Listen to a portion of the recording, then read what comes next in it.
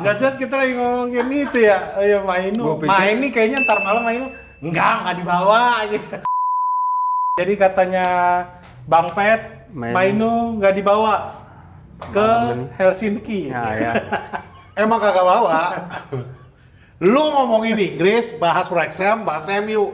Ya gue bingung yang mana. Faktor U saudara-saudara. Udah itu aja pembukaannya, bumper.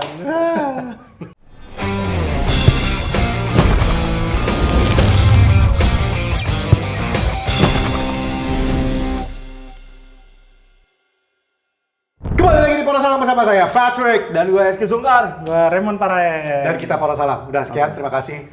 Goodbye. Jadi gimana nih? Mainu dibawa apa enggak? Mainu nggak dibawa ke Helsinki. Iya, masih main Bang, masih main. Karena dia masih di Inggris. Kok masih di Inggris? Masih di timnas Inggris. Iya, masih Bang. Gua lupa masih ada perebutan 34. Ini penting nggak sih 34? Penting lah. Penting. Sekarang udah kecewa nih semua nih sama si Tuchel. Nih Thomas Tuchel ya. Kalau belum mandi namanya Thomas Tuchel. Iya, itu red jokes-nya di bawah ya. 1 sampai 10 berapa jokes-nya? Iya, Coba. jadi alasannya itu. Jangan bahas itu dulu. Apa nih? Males gua bahas itu. Buka video, jangan langsung bikin emosi. Oh, oke, bahas apa Kita dong? bahas yang seru-seru aja. Yang Mainu nggak dibawa malam ini. Oke. ini udah pada sampai di Helsinki nih tadi nih. Ya, tadi malam udah pada sampai. Turun tuh, ya kan? Andre Santos ada Andre ya? Santos ada. Ada satu yang kesandung. Siapa? Hampir jatuh. Siapa? Cidobi. Oh, Makanya gue Cidobi. bilang, aduh, udah berharap banyak. Dia turun bus saya kesandung. Nggak jadi dipinjemin deh, katanya kan isunya Belum. Tahu ya. kan namanya pre-season masih bisa lu pakai dulu. Bisa jadi nanti di tengah-tengahnya baru dipinjemin. Betul. Tapi menarik juga Darlo juga nggak dibawa. Siapa? Kadarlo. Darlo karena Darlo nggak katanya dibawa. ada masalah sama penanda tanganan dia. Ya, Dokumen lah ya. disekap sama fans Leeds. Iya, Lu kayak- ngapain ke MU? Goblok. Terakhir kali kesana tuh Cantona. Ini kayaknya gini nih. Dulu Sir Alex Ferguson butuh begitu banyak waktu, tapi didatangin pemain ex Leeds, Cantona, langsung juara tuh. Nah, ini targetnya MU kan 2028 harus juara. Tapi Cantona main, kalau dia kan enggak. Nggak apa-apa kan. Dan Kalau James Sir Alex juga bawa striker, sono. gue bawa kiper. Dan Nih yang James. udah ada Heaton, Vitek, Radek Vitek sama Mi, terus Iya. Maguire, Yoro, Heaven, terus Maguire KW dan Itu siapa Armor. sih? Lo lihat aja ntar dia mainnya sama begitu dia dapat bola, itu Maguire banget itu anak. Oh ya? Diego Dan Leon Armor. ada kan? Gak ada justru, Nggak ada nih ya? menarik nih, Kamason, Dorgu, Luke Shaw sama Harry Amas. Harry Gue Amas. pikir Harry Amas masih cedera, ternyata Harry Amas. udah bisa main. Harry Amas Terus di Championship tengah, bagus. Gua malah ngirain Mas masih di penjara. Siapa itu nih? Harry. Itu ini apa? Ini dikat. Harry apa itu? Kasih kerjaan lu sama kameramen. Brandon William kali. Bukan. Iya, Brandon William. Oh, Brandon William kan penjara. Di tengah ada Mason Mount, Andre Santos, Jack bersaudara, Fletcher, Jack Matai, Toby Collier Emang udah. Ya tuh yang ngangkat Hull City sampai ke IPL. cuma main 6 kali ya Oh, beberapa cuma kali. main 6 Dikit. Lah emang maksudnya Enggak. Fletcher yang berangkat kan waktu itu si Tyler Fletcher ya sama Ya kan tersingkirnya udah lama. Singkirnya tetep aja Scott masa lah. ada istirahat dulu Enggak gitu. lah. Enggak, Terus sama ada dia nggak Jim mau, Twaits, Dangor, Diveni ini siapa sih? Siapa? Devane. Oh, gua nggak tahu. Iya, gue juga baru denger nama ini. Paling baru naik. Mbomo, Zerzi, Shelesi, Obi Martin, terus Williams sama Ethan Whitley. Yang lucu, gue pikir Ethan Whitley itu udah dijual. Gue pikir dia udah jadi pemain Bradford, ternyata di Nggak, di loan. loan out. Enggak, ini Zirzi ngapain masih di situ ya? Iya ada, dia di. Sebenarnya itu yang mau gue bahas. Karena kemarin gue sempat nonton Stratford Paddock kan. Oh ya, oke. Gua udah jarang banget nonton akun-akun Inggris untuk selama Piala Dunia ini. Cuman kemarin gua kena clickbait. Karena tulisan dia Martinez dijual. Anjir. Gua mikir, anjing apaan nih? Gua tonton. Ternyata clickbait anjing. Baru asumsi, siapa lagi pemain yang bisa dijual selain Martinez? Oke. Karena kan MU butuh pundi-pundi nih. Oke. Bener juga gua pikir ya. Jersey, karena lu bilang Jersey tadi, Jersey klub mana yang mau beli dia? Deli. Delik. Ada lah. Masalahnya bukan itu. Delik mungkin bisa lu jual. Coy, salah aja laku di Besiktas. Bukan, maksudnya delik tuh bisa lu jual. Tapi problemnya Nggak bisa dong, orang lagi cedera masa di. Nah, Ugarte juga cedera. Tenang, klub-klub Turki itu menampung. Tuh. Karena klub-klub Turki itu beli pemain yang bagus Dia untuk modelnya politik. kayak Qatar juga nggak sih? Ya, Iya untuk- kan? Makasih ya. Apa namanya? Klub Turki yang ambil Janji-janji anak. presiden klubnya Iya. kan. Iya. Makanya Mason Greenwood ke situ. Mau salah ke situ. Vedat Muriqi ke situ. Tapi itu Mason Greenwood siapa? juga. Trossard. Trossard. Muriqi. Trossard berangkat. Muriqi yang mana? Vedat Muriqi top Oh skor. iya. Tahu kan kameramen Arsenal La Trossard Liga berangkat? kemarin bukan top skornya top skor ya? Apa? Mbappe sih top skor. Nggak, Skor kedua. gua salah satu yang bikin gua kaget, kecewa itu pas waktu pengumuman Mason Greenwood. Mason, oke. Gua kirain dari tahun lalu itu kita udah putus, nggak ada klausel yang kita bisa ambil balik.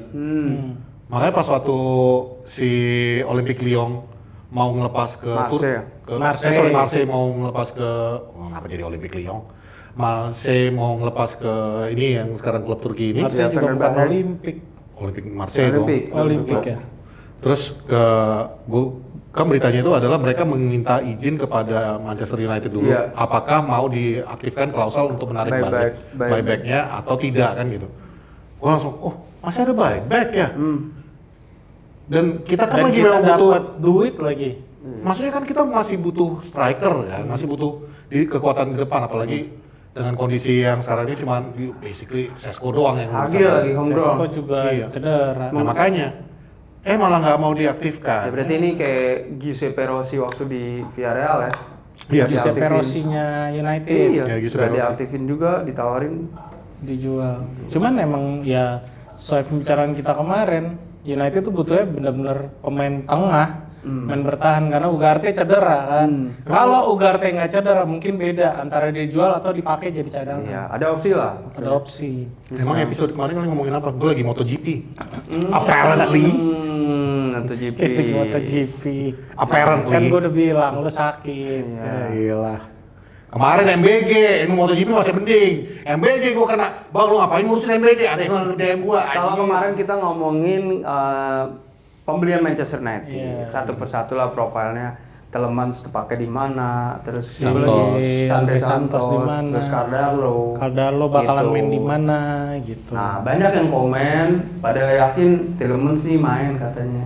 Ini masih libur. Gitu. Maksudnya nggak nanti di dapat spot, dapat di starting 11. Apalagi dia nomor 18 kan. Apalagi kita sempat ngomong. Nah, itu. Siapa nih pemain tengah United?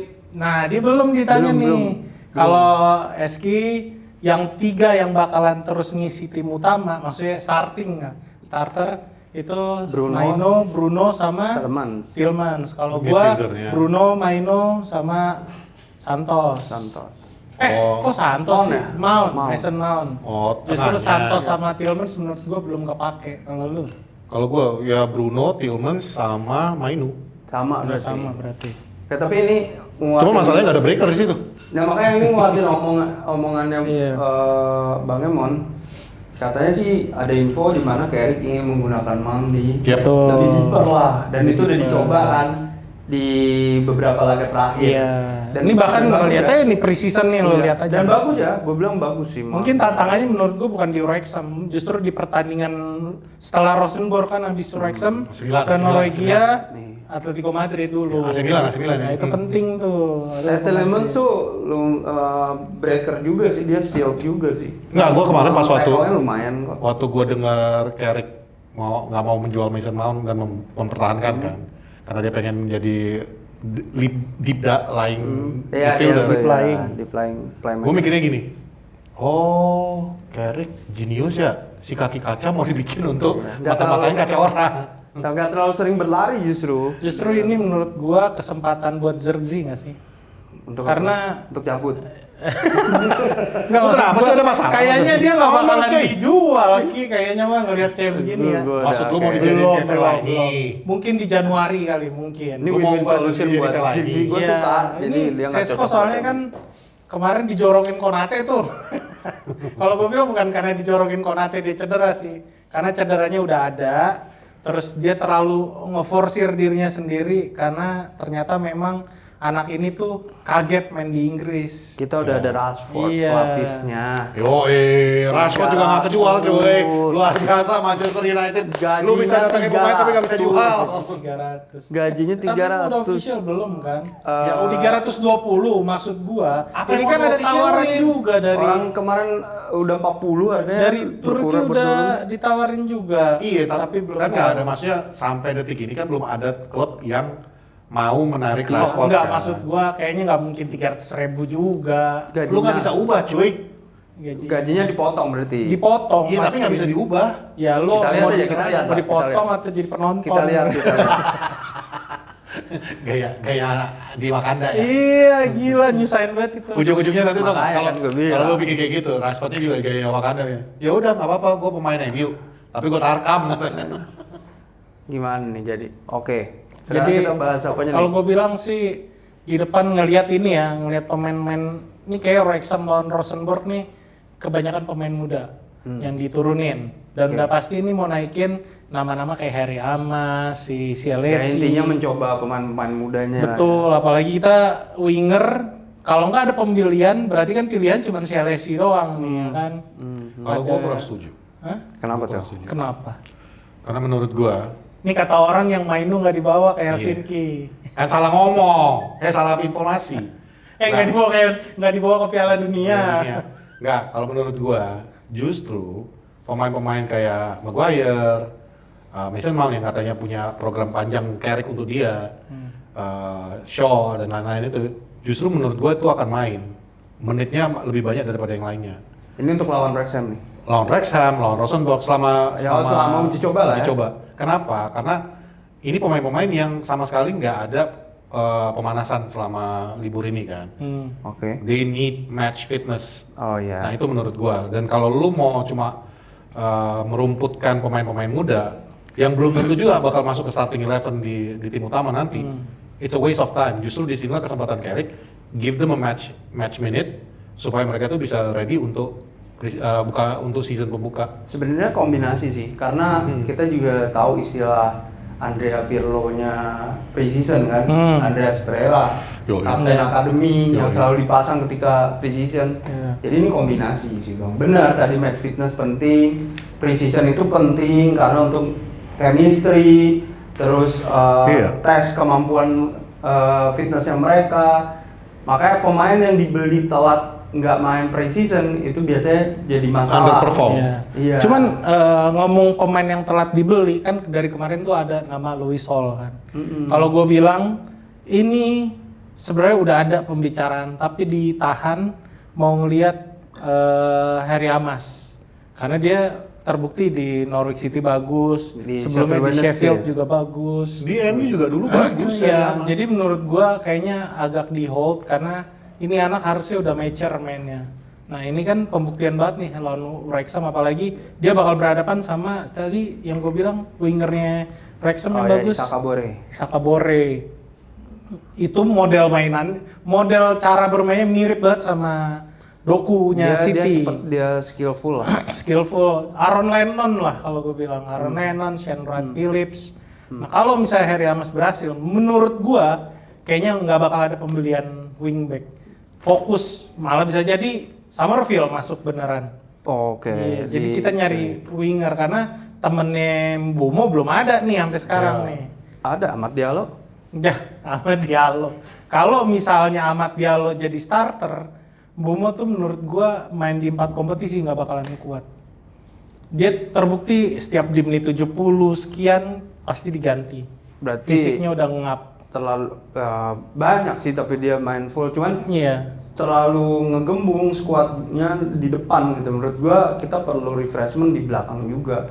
Di kiri itu perlu pengganti Luke Shaw yang udah harus kita siapin. Ya, Harry Amas itu. Kita tahu ya Harry Amas. Kita punya Diego Leon, Harry Amas, Luke Shaw. 3 nama, tapi 2 nama ini kan belum mencapai level permainannya Belum Premier League itu IPL kan masih proven gitu itu kan maksudnya. masih dipertanyakan gitu loh. Apalagi Shaw itu kita merayakan gitu ya. Shaw 38 match di IPL itu baru musim ini gitu loh bersama Manchester United juga sih. setelah cedera ACL gitu loh. Lebih baik beli dari sekarang, usia Shaw juga udah 30, ini kesempatan jangan sampai tertunda lagi gitu loh. Benar. Gua perlu beli sih. Ya kita siapin hari Amas buat backupnya aja gitu. Kalau lo bilang nih, kita ngomongin sampai Atletico Madrid lah, tiga preseason pertama itu kan jaraknya seminggu ya. Iya. Iya seminggu. Nah Rosenborg tuh minggu depan, terus Atletico Madrid di Agustus juga. Menurut lo udah ada belum? Karena udah masuk Agustus harusnya kayak Bruno gitu kan pada dikasih libur sampai tanggal 1 Agustus semua. Iya. Menurut tuh udah pada main belum? Maksudnya tetap pakai pemain muda, bukan maksain, tetap Carrick tuh tetap ngelihat pemain muda atau ya senior yang udah bisa masuk kerja ya main gitu. Harus ini sih tadi gue bilang kombinasi. Ingat kayak kapan ya yang Andreas Pereira golin indah banget? Itu kan preseason kita banyak mainin Lawan Barcelona. Gak tau tuh gue lupa. Pokoknya intinya kita banyak mainin pemain inti tuh di akhir-akhir. Menurut gue lawan Milan sih kemungkinan karena penting buat match fitness. Sebenarnya kalau lu tanya kepada pemainnya sendiri, gue yakin nih kalau misalnya Carrick sekarang bilang lu nggak perlu liburan sampai tanggal 1, gue yakin Bruno datang. Gue yakin semua itu datang. Kenapa? At the very end mereka itu pemain bola. They want to be on the pitch. They want to play. Iya benar. Bruno udah latihan tuh sama anaknya.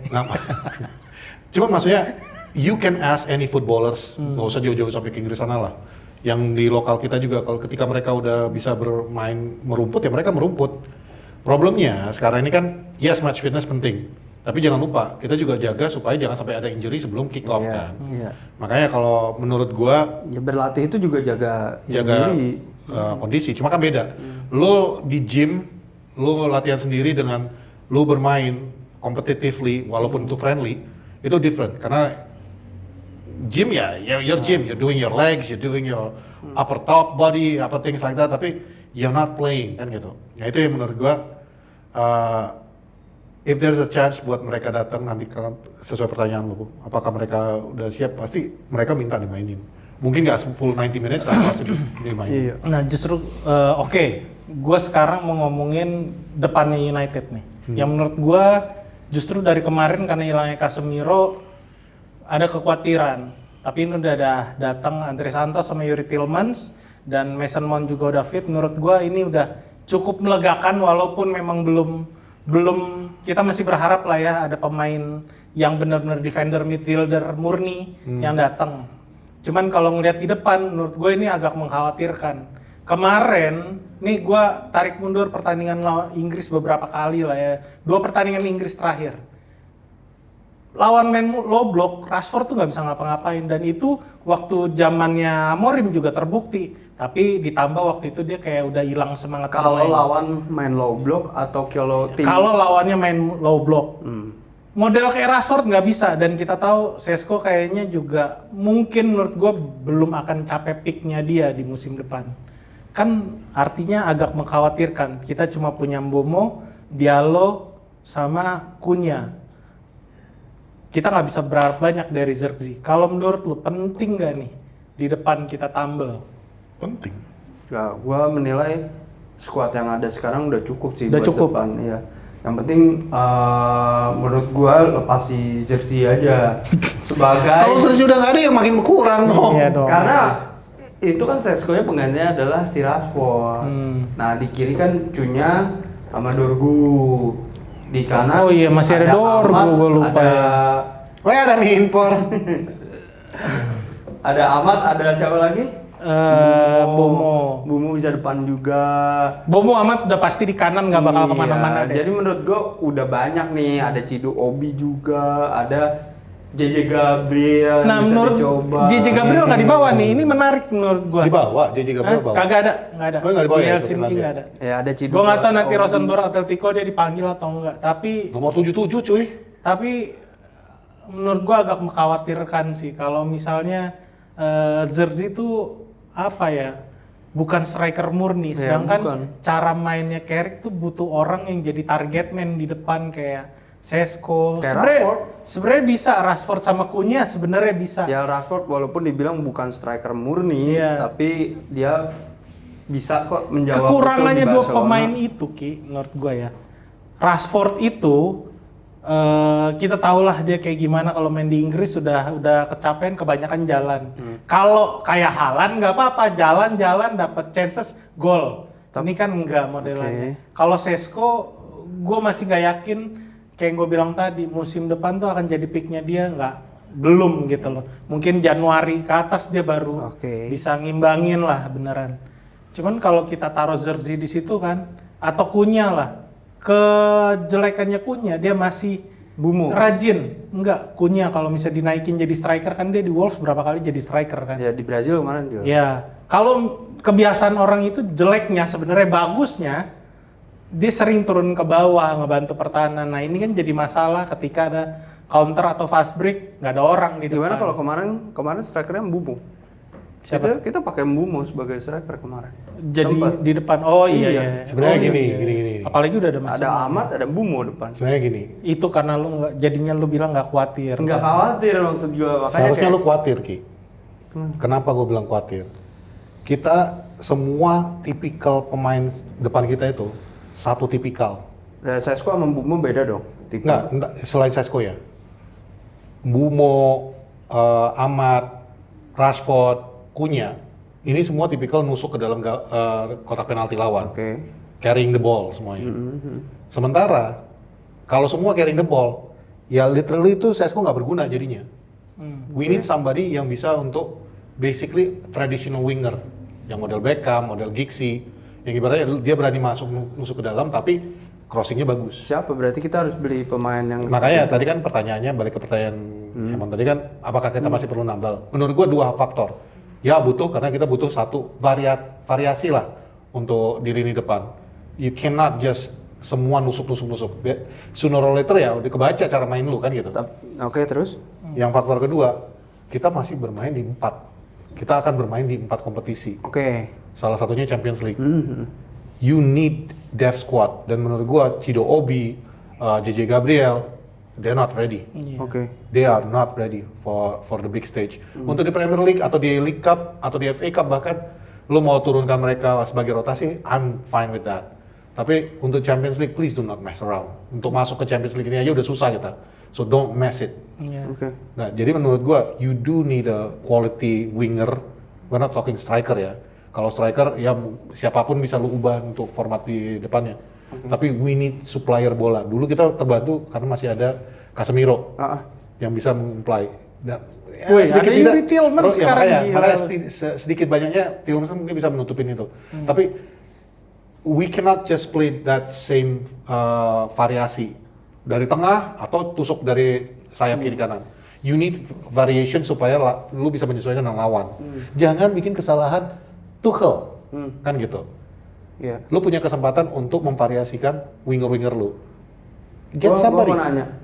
Siapa? Menurut lu Saka nusuk apa enggak? Saka tuh nusuk, cuman his crossing is not bad.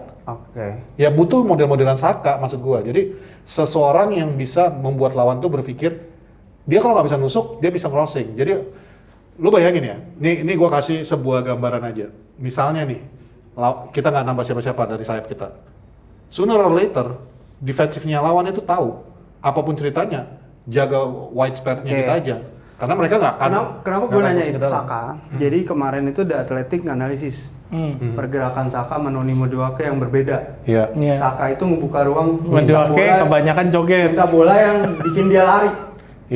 Betul. Ke ruang kosong. Madueke sedangkan Madueke lebih menunggu. Minta bola untuk di kaki.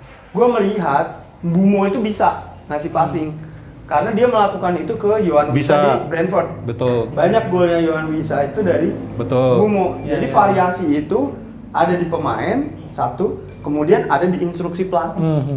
Gimana dari instruksi? Tapi di kiri ada siapa yang bisa gitu? Cunha will not cross.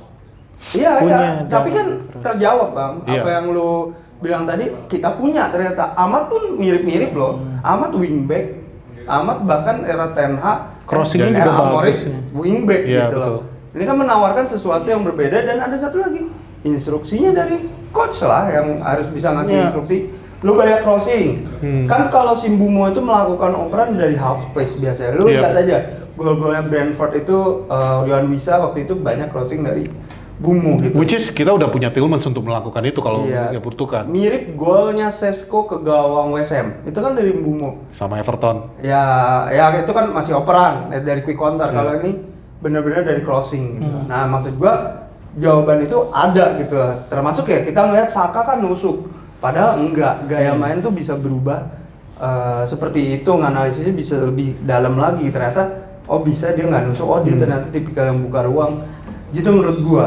Jadi ada variasi itu. Cuman ya I would still love to see United nambahin lini serangnya karena menurut gua nggak cukup sih ini. Tapi siapa dong? Yang diincar aja mirip-mirip. Si Dobi aja ini sudah. Nah itu yang bikin gua agak kesel. Yang diincar tuh sama semua modelannya. Summerville. Si Cidobi udah fix bakalan dipinjemin di loan. Iya kan? Iya, Cidobi udah pasti di loan lagi.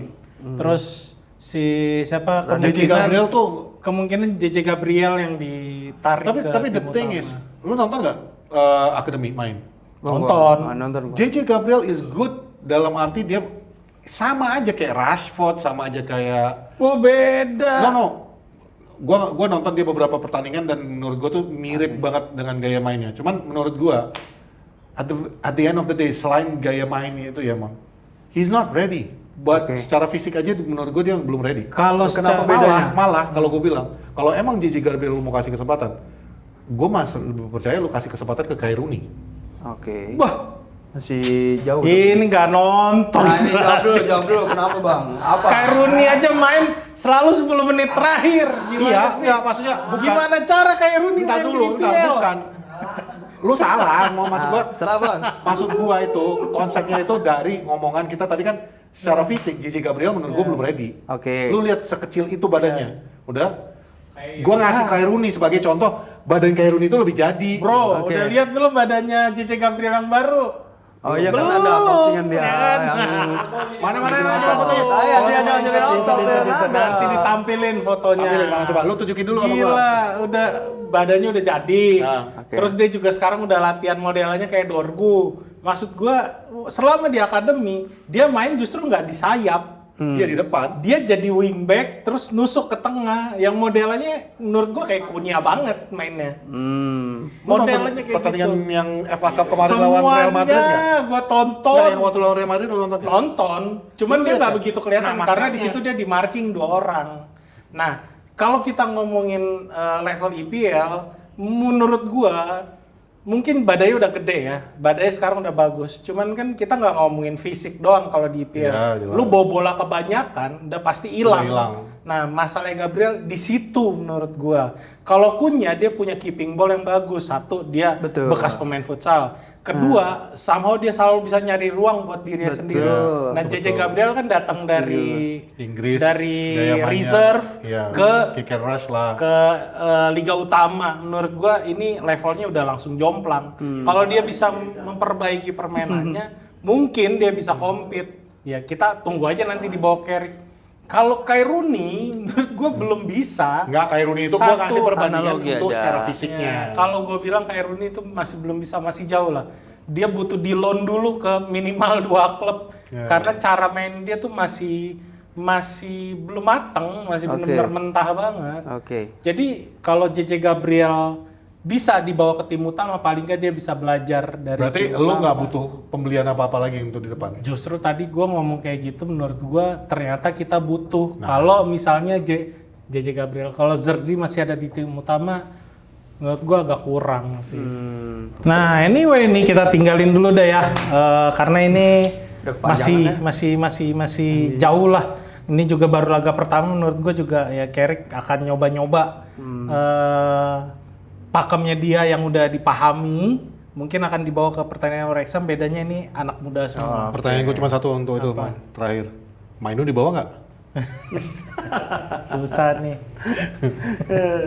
Nanti kalau Mainu dibawa, kalau Mainu dibawa, tapi ke Inggris yang mau kita bahas tuh Bridget. Bukan, gue nggak mau ke situ. Bener juga sih. Nah inilah ya. namanya juga amatir ya kan. Oke. Bukan pandit ya kan.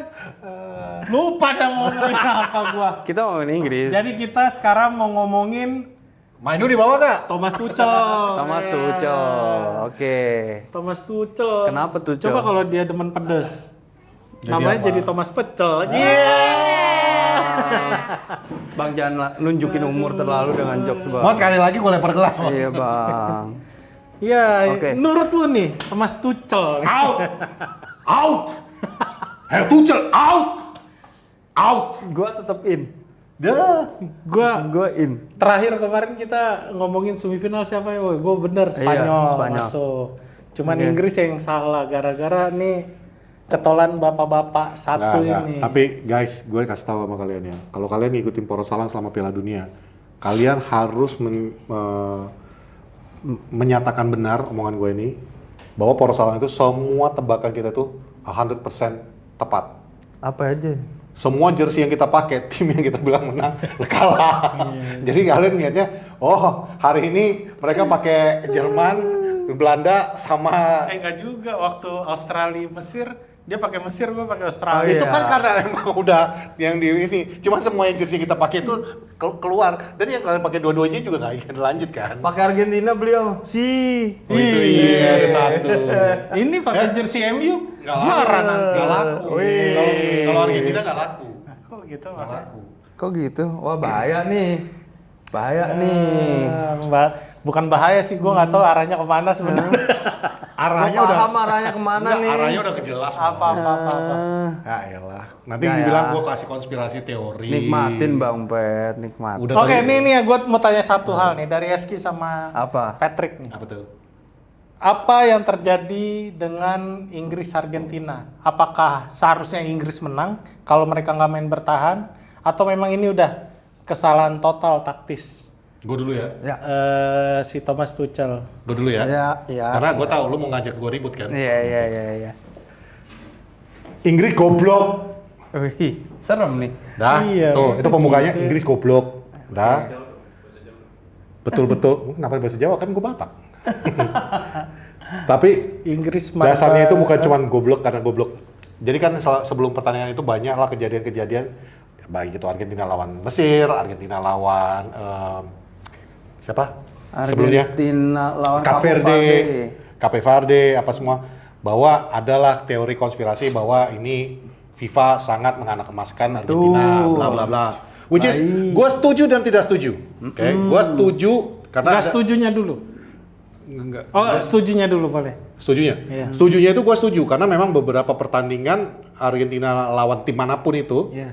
advantage foul itu benar-benar diberikan kepada Argentina. Oke. Yang mulai dari bahkan di group stage ketika lawan siapa gue lupa, yang kaki Messi itu langsung ke knuckle Algeria itu no red card sama sekali. Sementara kejadian yang sama persis dengan tim lain langsung kena straight red. Ya, Balogun. Ya.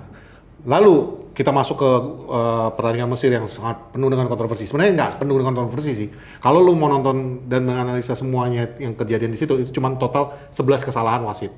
Tapi dari 11 kesalahan wasit tersebut, 8 itu untuk Argentina. Jadi menurut gua dari situnya dan ditambah-tambah. Di situ gua setuju. Nggak setujunya gua, mau namanya dibantu atau tidak, kebodohan dari tim lawannya juga itu harus lu lihat faktornya. Karena kayak Mesir, lu udah mimpin 2-0. Yes, bisa bikin frustasi. Gua ngerti dari sisi manusianya, mereka frustasi bolak-balik disalahkan oleh wasit. Tapi this is a professional game dan lu professional player. Lu udah advantage 2-0 duluan. Lu let Argentina comeback 3-2. Yang sama terjadi dengan Inggris. Makanya tadi opening gua adalah Inggris tolol. Kan pertanyaan lu di awal Marah-marah tadi. mulu nih. Belum juga marah, ini belum marah. Ada obat ya pertanyaan sisi gua. Nah, belum marah. Oh belum. Tadi kan pernyataan lu, apakah Inggris bisa menang kalau nggak bertahan kan? Iya. Gue setuju. Tadi gue juga sempat ngomong sama Eski sedikit. Inggris kalah karena kebodohan dari manajernya, which is Iya. Tuchel out, ya? Sumarji bukan. Ya bukan, si Manajer. Kucel. Oh, oke. Nah.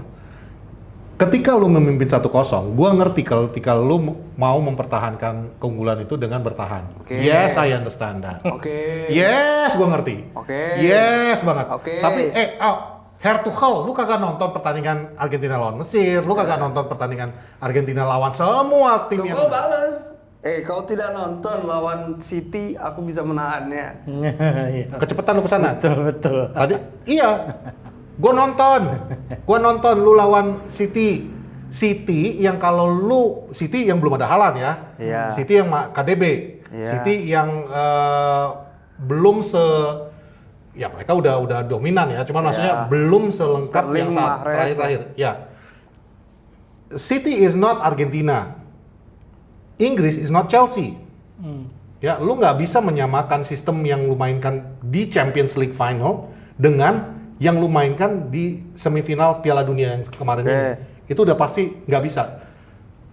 I understand lu mau bertahan, I understand untuk mempertahankan keunggulan. Tapi ketika lu kebobolan di menit 85, you at least attack again. Oke. Atau minimal kalau lu mau nge-attack possession football. Pernah dengar kata possession football? Oke. Atau at the very least mid block. Oke. Bukan lagi low block. Oke. Karena lu udah lihat ini, kalau lu bilang tadi perbandingannya dengan Chelsea tadi, lu lihat dari lu mulai low block, itu Argentina itu udah suka-sukanya aja itu di midfield. Kenapa? Karena lu defensive low block dengan betul-betul lini terakhir yang lu tambal. Oke. Bukan lini tengah. Kasih tahu Pak pelatih. Sebentar, sama. Ini sama-sama pelatih. Oke. Bedanya nih Cuman- pelatih gagal. Enggak dong. Ya juga sih.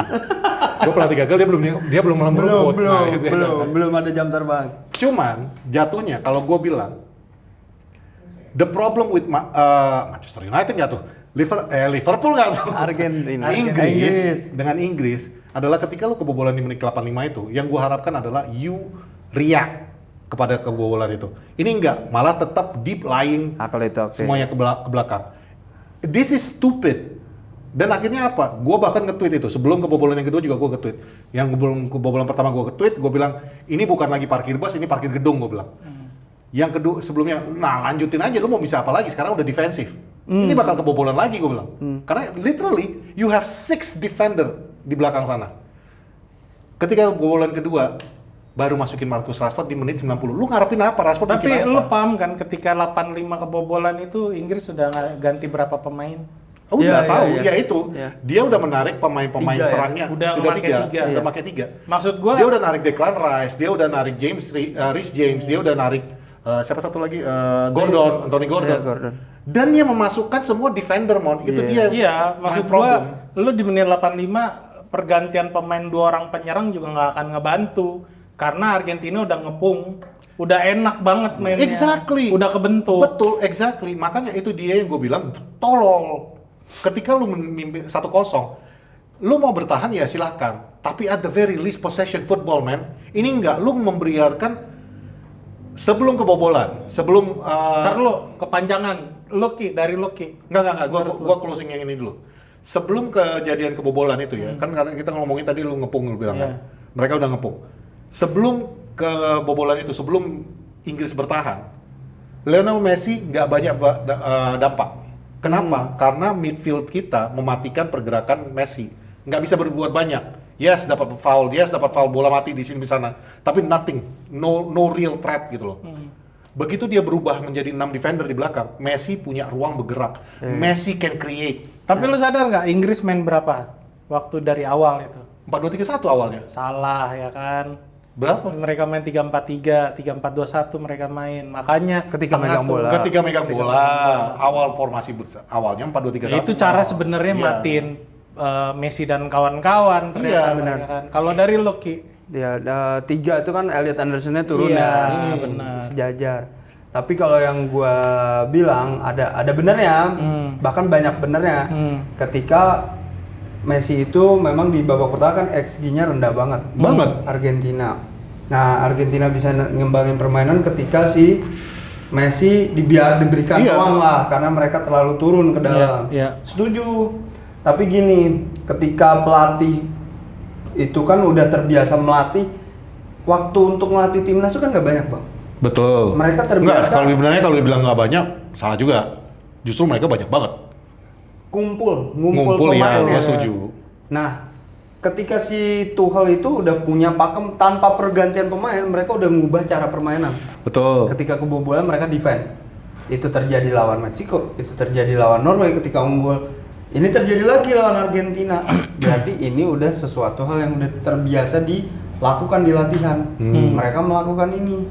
Berarti Tuchel yakin dengan apa yang dia lakukan. Betul. Kenapa dia mengganti pemain? Dia bilang nih di after match, gue melihat ada ruang yang ditinggalkan, makanya gue nambah back agar ruang itu tertutup.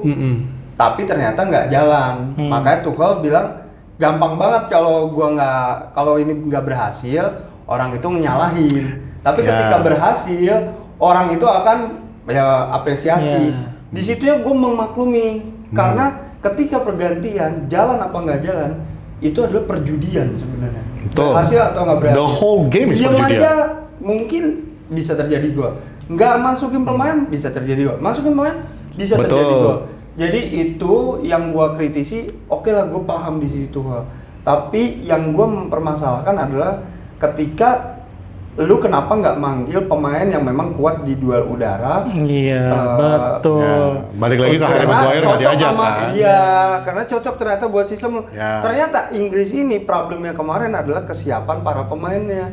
Declan Rice nggak siap. Betul. Saka lagi cedera. Saka cedera. Jordan Henderson juga nggak bisa jadi opsi. Jarang kartu merah. Betul. Ternyata kekalahannya itu sebenarnya udah di awal dan ini akhirnya terasa dampak yang kita kritisi selama ini. Cuman gini Ki, kalau gue bilang kemarin tuh kesalahan benar-benar pure salah secara taktikal ya, karena dengan mereka bikin jadi 5 orang bertahan di dalam 7 bahkan. 7. Belum, masih di menit 60 tuh udah 5 orang. Ya 5-3-2 benar. Jadi bukan 5-3-2 lagi malahan menurut gue itu udah 7. Ya, Harry Kane sempat masuk kotak penalti. 7-2-1 lah menurut gue itu udah.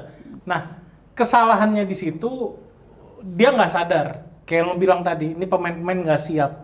Ketika mereka dapat counter, berapa kali ya kan? Berapa kali dapat counter dari situ, jarak antar pemain itu juga jadi panjang ya. Menurut gua, wah ini udah jomplang banget. 20-30 meter tuh ada. Tapi nggak pada notice tuh emang Messi-nya jenius gitu. Iya. Jadi Inggris itu terlalu compact, terlalu deep.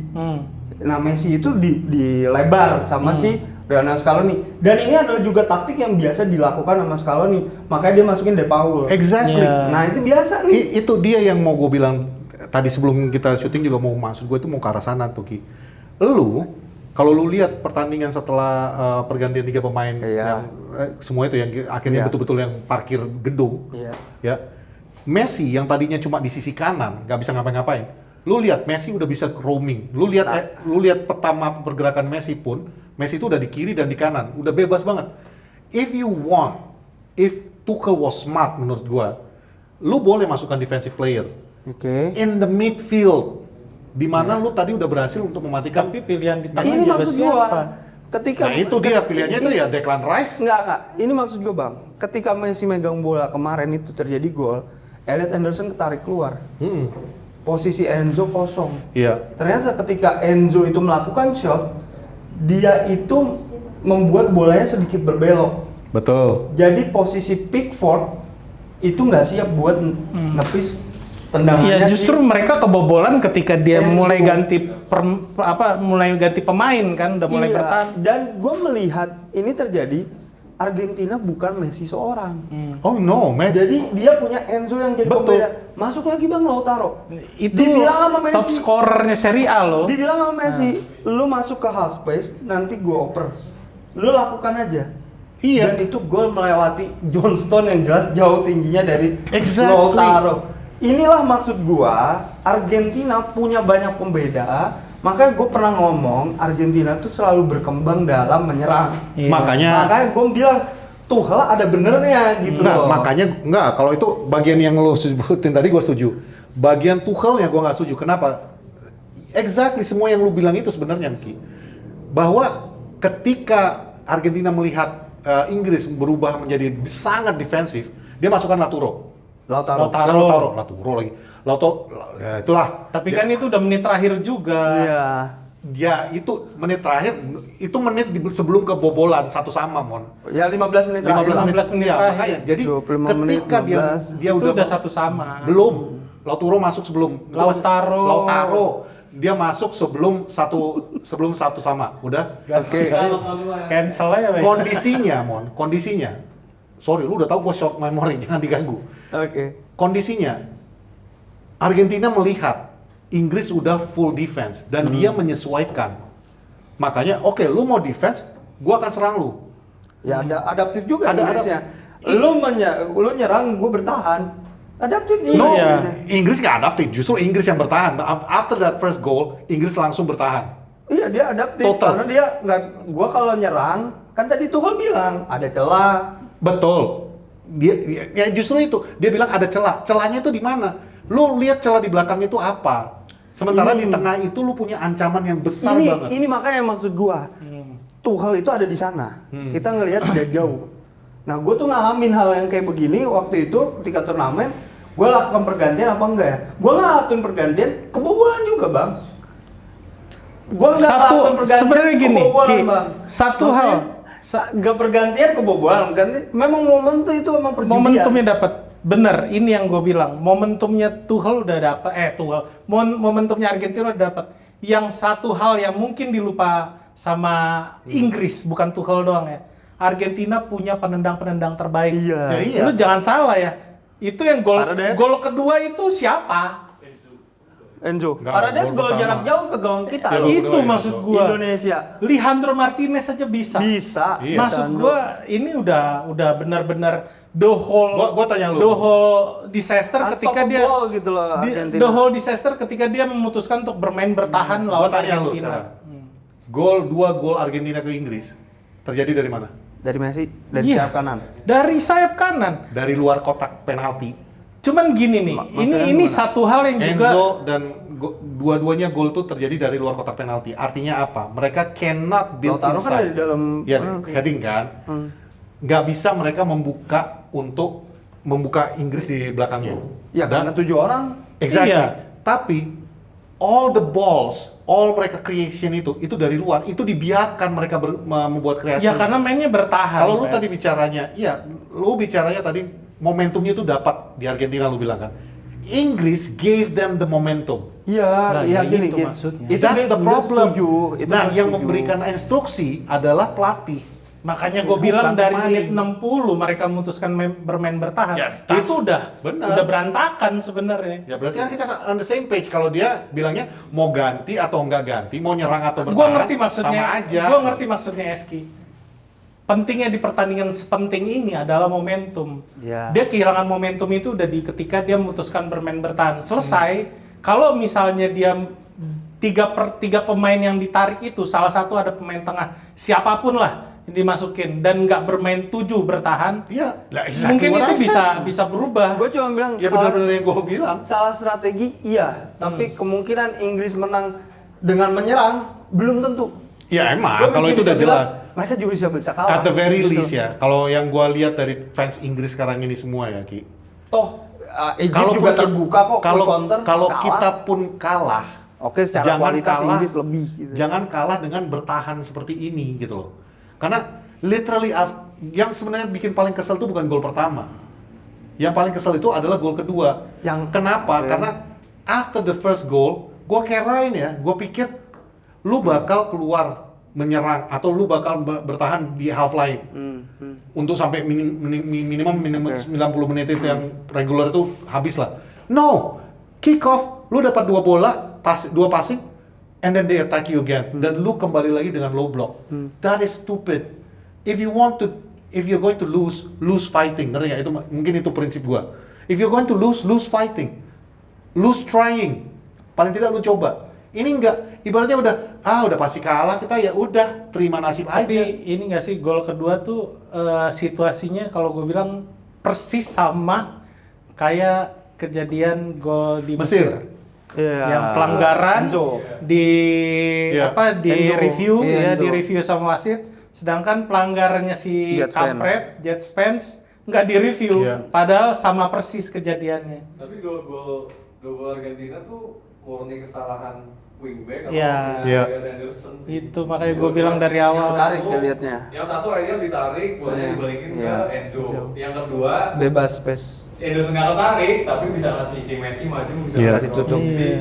Dia emang tolol aja bahwa dia Tolol. Jadi memang kualitas Argentina. Kualitas di atas. Argentina kita harus akui. Tahu nggak lo masalah Di atas sebenarnya juga yang lain di sebenarnya. mana? Mental Karena juga Tuchel ya dikeluarin bajunya. Iya. Dia kalau dia dimasukin jadi Thomas Counter. Elah. Udah.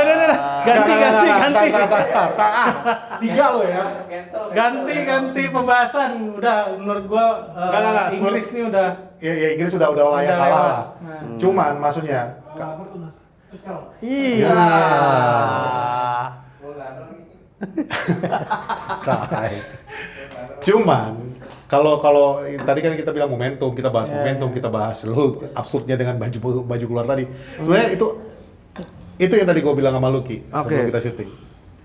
One of the worst part about World Cup yang kali ini adalah they're trying too much untuk menjadikan entertainment. Pengen bikin ini sangat menghibur, pengen sangat menjual, dan pengen cari cuan kemana-mana. Salah satu momentum killer menurut gua dan ini udah gue sebutin juga di episode awal-awal Piala Dunia baru kick off. Hydration break itu ngerusak banget. Tapi lu tau nggak nanti ini final Piala Dunia? Apa? Ada break 30 menit di halftime. Jadi 30. Nggak jadi. 17. 17 sama Buat juga apa? gua. Buat halftime show. Oh, halftime show. Sama ada Super satu Bowl. lagi terobosan FIFA. Trump. Yang juara musim ini Dapat dapat cincin. Lu mau Udah bilang kayak kayak NBA. NBA anjing. Sama ada sebelum penyerahan piala tuh ada perform lagi. Ya, Alhamdulillah. enggak. Tapi Luar biasa sih. itu juga itu udah absurd semua ya yang tadi kita sebutkan barusan itu, Mon. Cuman kalau misalnya halftime show 17 menit, ya itu merusak mendinginkan pemain ya. Iya. Bukan cuma rusak, itu melanggar Aturan, iya FIFA. Statuta. Cuman gini Minpor, kalau aturan FIFA sekarang semuanya juga bisa dirusak Minpor. Iya betul. Gua baru tahu kemarin itu ternyata waktu pembagian grup, jadi Rio Ferdinand mencabut nama Argentina, nggak cabutan berikutnya itu Spanyol. Harusnya mereka sebelah-sebelahan grupnya, harusnya ketemu di satu bracket sebelah. Ternyata ada aturan FIFA yang baru yang menyatakan posisi 1 dan 2 itu harus berseberangan bracketnya. Oke? Which is dilakukan FIFA tanggal 25 November, beberapa bulan sebelum ngocok bola. Ngocok bola. Ngocok undian Agak kan. nggak enak ya. Jadi nggak enak kan bahasanya. Dan itu setelah diumumkan ranking Argentina dan Ranking FIFA terakhir. Yang terakhir. Which is semuanya so coincidence ya. Tapi kalau kita mau berkonspirasi teori nanti kita terserah. Itu juga kenapa Norwegia sama Kolombia akhirnya di tempatnya Argentina. Yes. Padahal sebenarnya mereka harusnya ada di seberang. Iya, Cuman ya itu semua kan kita ngomongin konspirasi lah ya. Oke, sekarang gue mau bahas dikit nih. Spanyol Prancis. Dikit aja. Yang gue tau pasti dia nggak nonton. Gua nggak nonton Spanyol. Nah, tuh kan. Kan gua sakit. Bisa. Makanya gua nggak syuting. MotoGP. Iya, MotoGP. Oh iya sorry, gua lagi MotoGP. MotoGP. Menurut lo, apa yang terjadi dengan negara yang kita bilang dari awal, paling siap juara udah nih? Prancis. Kok Gua bisa kasih jawaban gua yang di paling semifinal? apa? Oke, Patrick dulu. Karena ini konspirasi Adidas ketemu di final. Oh itu. Konspirasi. Emang Prancis bajunya apa? Prancis. Nike. Jadi Nike rebutan juara 3. Iya, ini Iya. final Ini all final Adidas. Enggak, sorry. The real final Gua itu nggak tahu. adalah nanti malam, Prancis lawan Inggris. Yang Ya. satu lagi itu udah settingan. Orang udah kalau pada ngomong ini gua nggak pada pengen. Enggak, main. ini karena si Infantini si botak itu pengen finalisme Si botak. dilakukan. Dan itu Botak aja. ya. Kalau lo Spanyol Prancis, apa yang terjadi Kim menurut lo? Itu karena murni kolektivitas. Sepak bola itu kolektivitas. Sedangkan Padahal kita tahu nih, Prancis kurang kolektivitas apa? enggak dong. Justru Dari kemarin. Spanyol itu build up dari bawah ke atas. Kalau Prancis itu kan terlihat walaupun juga main sama build up juga, tapi kan dia mengandalkan 3 penyerangnya itu yang fluid. Nah, skillful kan. Iya. Nah, ini kan enggak. Siapa pemain skillful di Spanyol pasti akan jawab Lamine Yamal. Tapi Iya. Lamine Yamal kan juga bukan yang terlihat Ternyata mendominasi bukan seperti di itu, Lamine kan. Yamal bolanya. Bukan di Lamine Yamal. Ternyata Spanyol itu menawarkan siapapun bisa jadi pembeda gitu. Justru yang gue melihat pembeda di Spanyol itu selain nama Rodri, Dani Olmo. Betul. Dani Olmo itu justru yang sebelum-sebelumnya malah nggak kelihatan di lawan Prancis itu ternyata malah. Rodri dan Dani Olmo ini punya peran vital, termasuk Michael Oyarzabal yang udah nyetak 5 gol. Jadi menurut gua Spanyol ini menawarkan tim yang kolektif gitu loh. Unai Simon pun menunjukkan kan kenapa dia yang jadi Kiper nomor utama, satu, ya. bukan David Raya. Luar biasa karena sih. dia menjadi sweeper goalkeeper.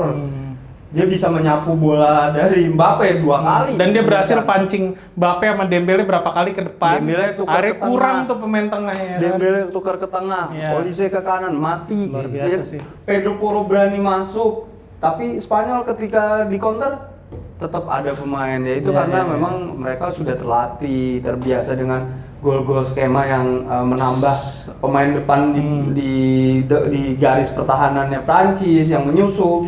Itu kan gol skema yang udah terjadi sering gitu loh.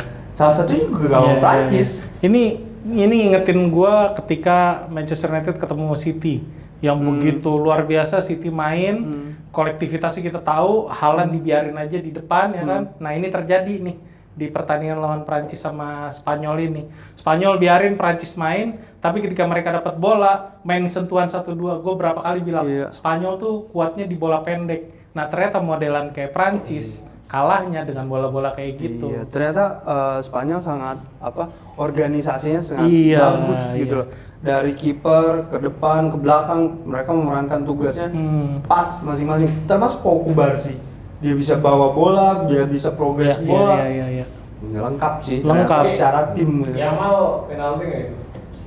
Penalti. Kalau Karena kena ditendang. tangan. Apa? Kalau kena sini. Enggak. Ya penalti lah. Itu kena. Bergerak nggak tangannya? Orang ketendang. Tapi tangannya gini sih. Ya nggak bergerak Iya, kan nggak penalti. bergerak. Tapi ada konspirasi kenapa Prancis kalah sama Spanyol. Gue tahu nih. Karena Mbappe setengah. Iya. Mbappe ada perjanjian. Tahu.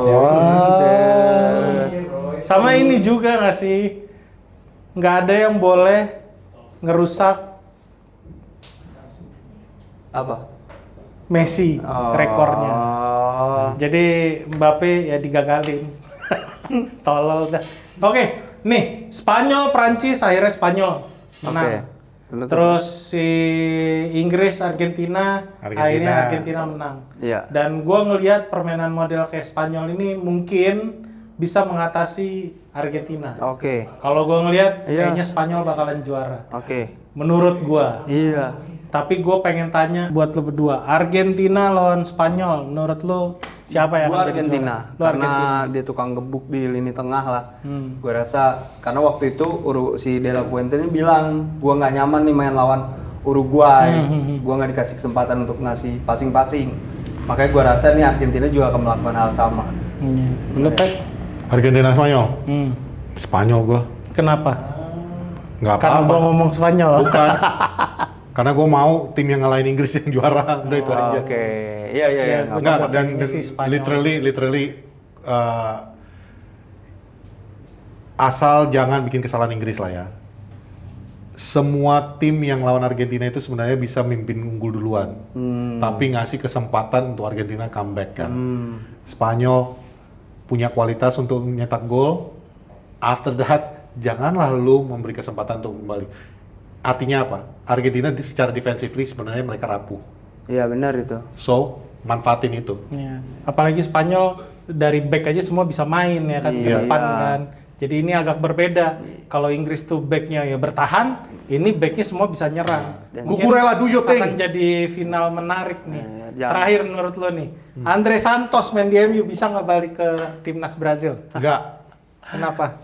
Bisa lah kan Casemiro. Bisa Iya. senior. Oh iya, Casemiro pensiun ya? Nah, Iya bener. kalau lu Seniornya kan ada Danilo Santos juga yang Botafogo. enggak, maksud gua Ederson. Andre Santos bakal ngangkat permainan MU nggak nih? Sehingga dia bisa naik ke timnas Brazil. Iya bisa. Bisa Tergantung, sangat Mon. mungkin. Usia masih 22. Iya, tergantung makanya. Peran dia di MU nanti apa? Jadi Kalau gua bilang jadi backup susah. atau enggak? Kalau gue bilang susah. Kita Karena lihat aja. Santos tuh mainnya di Brazil. Coba kalau dia main di Jamaika. Jadi Andre Santos. Udah. Oke. Tutup. Dah? Dah. Ada lagi candanya? Nggak ada. Oke. Mungkin itu aja. Jadi prediksi untuk final kalian komen di bawah. Iya. Ya. Sama sekalian nanti malam jangan lupa MU lawan Wrexham jam 10. Ya. Iya. Habis itu baru MUTV. subscribe MU TV cuma 180.000 Subscribe selama setahun. Iya, 180.000. Subscribe juga Poros Salang, jangan Ya, lupa. jangan lupa juga untuk subscribe Poros Salam, like if you like it, kasih hype ya biar teman-teman kalian juga bisa nonton ini. Oke, itu aja. Gua Patrick. Rizky Sungkar. Raymond. Dan di belakang kamera ada kameramen Arsenal, ada Minpor, ada Pak Prod dan ada Bu Prod. Kami Poros Salam. Salam.